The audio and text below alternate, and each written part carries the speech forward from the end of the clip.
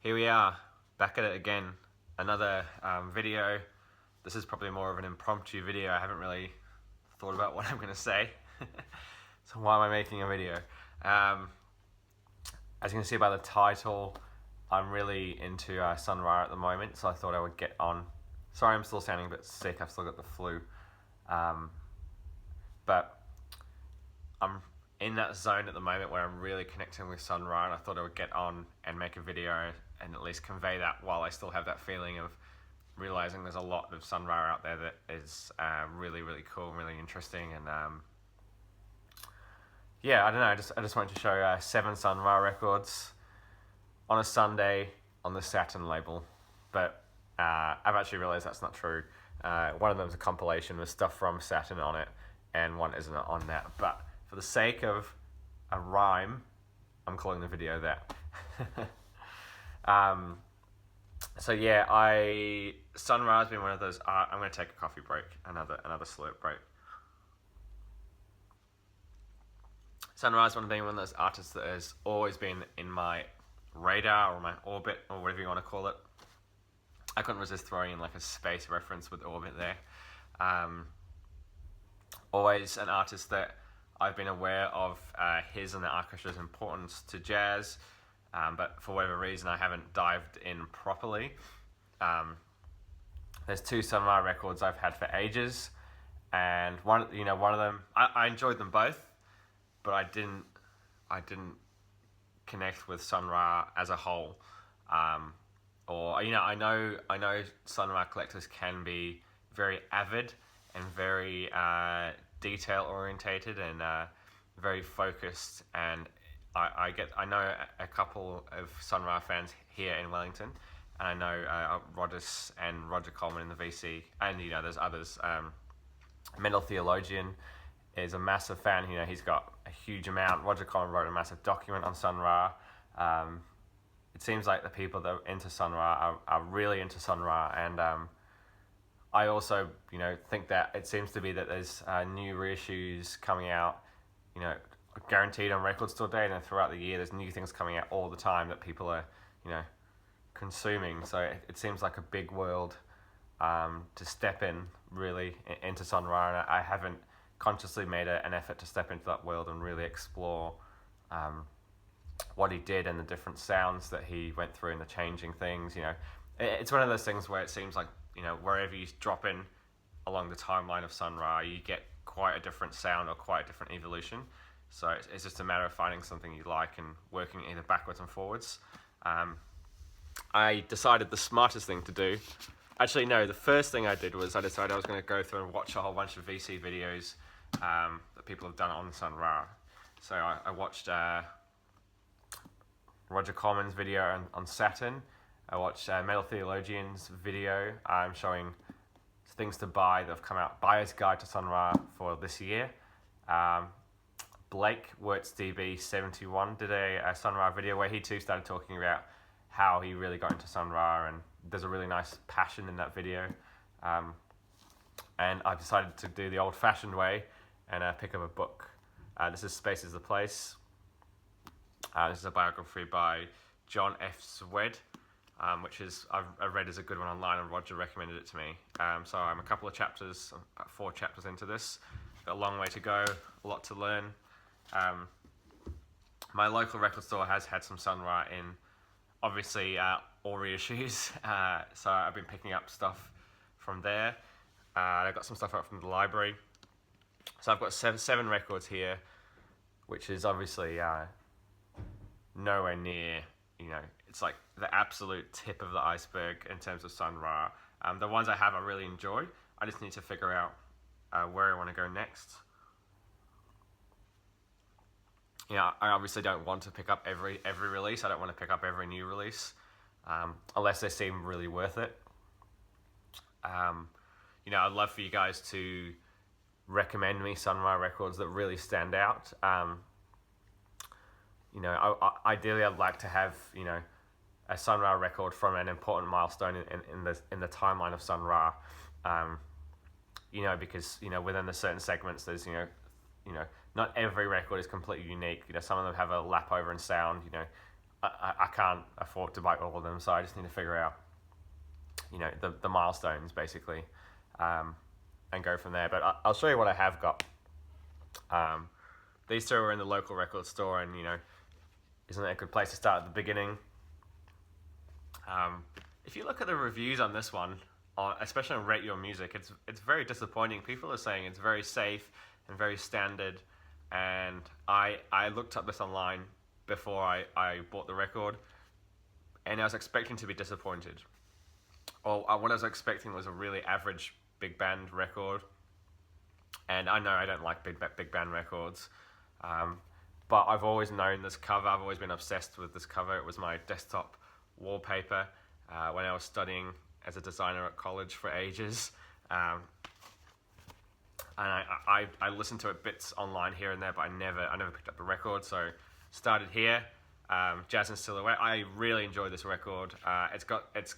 It is a big band record, but there's just something Sun Ra. There's a magic touch to it that makes it slightly different, slightly more interesting than that. Yeah, I think this is a wonderful record. I could read out. I'm not going to read out who's on here, unless there's something notable or a certain change in the personnel, because it's a lot of the time it's it's always the John Gilmore, Marshall Allen, Sun Ra. Yeah, this does have Charles Davis on it. Anyway, Jazz in Silhouette. Of course, it's a classic. On forward chronologically with Supersonic Jazz. This one does start to get a little bit more far out in terms of slightly more, I'm going to say, ethnic sounds. I hate the word ethnic because it's a bit generic. Strange sounds here. I mean, the track India is absolutely wonderful, and there's a track here called Advice to Medics, which is absolutely gorgeous. It is a really shimmering, strange piece. I really enjoy that. This is Supersonic Sounds. This is one that I picked up locally a few weeks ago too. This one is absolutely amazing. Nubians of Plutonia. Before that, on these records, it's just listed as Sun Ra and his orchestra. Here we get Sun Ra with a Myth Science Orchestra. Obviously, the orchestra's name will go to shift on a few more times in the future. This, as you can tell, a reference to Nubians. There's a definite African tone to this, African drumming. Touches of bells, and it does have that. As cliche as it sounds, the Afrofuturism sound in this record here. I really enjoy this one. Nubians of Plutonia. Now, before I get any further, I should say that I'm not by any means a Sun Ra expert. I'm not telling you this from a fact point of view, from a knowledgeable place. This is just me trying to capture me, understanding this stuff for the first time. I should say I saw the Sun Ra Orchestra about 3 or 4 years ago with Anthony and the guys. I'll try and put a photo up here if I can find it. And I was disappointed, which sounds really ungrateful considering how much of a once-in-a-lifetime opportunity it is to see Sun Ra Orchestra down here. I wasn't disappointed, I enjoyed it. I wasn't blown away by it. I maybe was expecting something a lot more free because that's what I wanted to hear. I was hoping for something a bit more weird and completely out there, where it was a bit more rooted in vocal, joyous singing, and it was more a positive celebration. I remember it was a really hot night. Anyway, maybe my expectation was wrong versus what I was expected to get. I was disappointed, and I would love to go and revisit that show again, or go and see them again somehow. And I feel like maybe now I'm in the right mindset where I could understand what was happening. But anyway, I'm not an expert. I'm not a scholar on this thing. But I do feel that I can understand and appreciate the universe a lot more than I could, say, 6 months ago, for whatever reason. This is a record this is the first time I picked up a long time ago without really knowing anything about it. Cosmic Tones for Mental Therapy. I think I picked up a pretty good record to start with. I just realized that Missing a record. 1, 2, 3, 4, 5, 6. Oh, we're going to have 8 Sun Ra records instead of 7. So this blows the whole title, doesn't it? This is Supersonic Sounds. No, it's not. It's Cosmic Tones for Mental Therapy. Absolutely wonderful. Again, this is, I think when he moved to Chicago and had that whole area with like really minimal microphones and a really strange space, and everything has a really odd tone and a recording to it in a very lo-fi way, but it really captures a room and a feeling. Really great. I'm missing a record, so what I'm going to do is I'm going to pause it here and go find that. 1 sec. And we're back. I knew I missed out something. I missed out the amazing Atlantis. This is Sun Ra and the Astro Infinity Orchestra. This one really blew me away. Obviously, it's been reissued on Impulse with a different cover. This is... I don't know if it's the original cover. I don't think it's the original cover, but it's a... I don't know where the artwork's taken from. Amazing. I mean, the first side is just a weird keyboard, lead keyboard sound with like African sounds over the top of it. I don't know how to describe it. It's just, this is a record that really takes you somewhere else. I really enjoyed this. It was not what I was expecting at all, but it just completely sold me by the first half. Really interesting stuff. It's basically just a long noodling of piano with weird sounds floating in and floating out throughout it, and then these strange African drum breaks coming in. Really wonderful record. Now, are we going forward in time here? We're going to Night of the Purple Moon, a record I'd seen mainly posted around the VC, and purely based on the cover and the name I was interested. Sun Ra and Intergalactic Infinity Orchestra. This is a record that's really cool. It's definitely down to a... I'm just getting a Facebook message from Anthony there. I'm recording on my phone for a change rather than a camera. Definitely a smaller ensemble of people in this one. I think there's only 4 people. Yeah, and they're really pushing the space and really experimenting with what they have. This is a really cool record. It's like Metal Theologian talked about this, and he said it's like one of those just cool jazz records that you put on people around to impress them. It has a cool vibe. It's kind of out there, but it's kind of in there at the same time. It's otherworldly, but it's completely listenable. It's not completely experimental, but it's strange enough to seem like it is. It's a really great record. Could be one of my favorites so far, Night of the Purple Moon. Yeah, I mean, it's different. I mean, like, for me, what I can hear between, like, these two, for example, this one is like an art statement. You know, there's parts where he's just mashing the keyboard, breaking down. It seems very like he's pushing to make an artistic statement, or there's something that he's trying to do there, where something like this is a lot more cool and a crowd pleaser. Not a crowd pleaser, but it's enjoyable in a more joyous, fun way, I suppose. So, I found certain things can be quite different. I think we're jumping forward again. This is the one that's not on Saturn, but it's on Philly Jazz. This is a record I've had for a long time. Space funk, gloopy, dark, rolling. I don't know, I love this record. This is my I don't know what I'm going to say. I was going to say favorite, but I don't know. It is. It was for a long time my favorite Sun Ra record because I didn't know any better. But this is cool. This is a Philly Jazz reissue.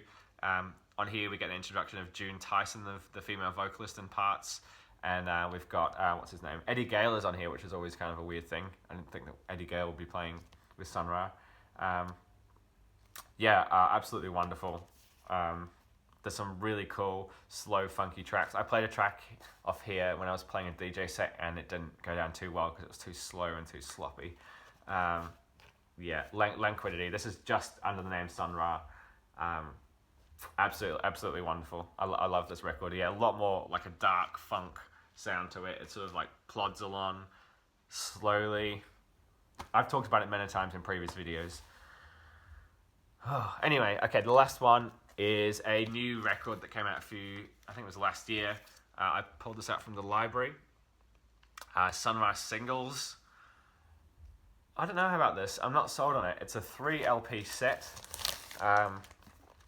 So it's basically covering every Sun Ra single that he put out throughout the career. So it starts off right at the beginning and ends at the end. What a statement that is. Clearly it does. But for whatever reason, I just have not connected with these, as singles. I don't know if it works, but I don't know anything about Sun Ra. I'm not a hardcore fan, so don't jump down my throat. I like the idea of albums as experiences, basically, and when some of these albums are in a musical space, they all sort of fit together as an experience. Whereas these take them out. I mean, it's a good place. It's a good way to hear. There's some essential tracks on here, like Nuclear War. If you haven't heard that before, it's a good way to hear it. Disco 3000, Rocket Number 9. The big hits as we talk about Love in Outer Space. It's definitely a different way to hear it. I'm not sold, and I'm glad that I got it from the library and I didn't pick it up. But what do I know? I don't know. I think we'll leave it there. This is my early forays into Sun Ra. Who knows where it will go? I'm kind of scared that it will go into a wormhole where I'll pick up other stuff. I'm probably going to pick up the Sleeping Beauty reissue from a few years ago, or last year or something. But let me know. Please let me know if there's any that you specifically recommend that you love personally.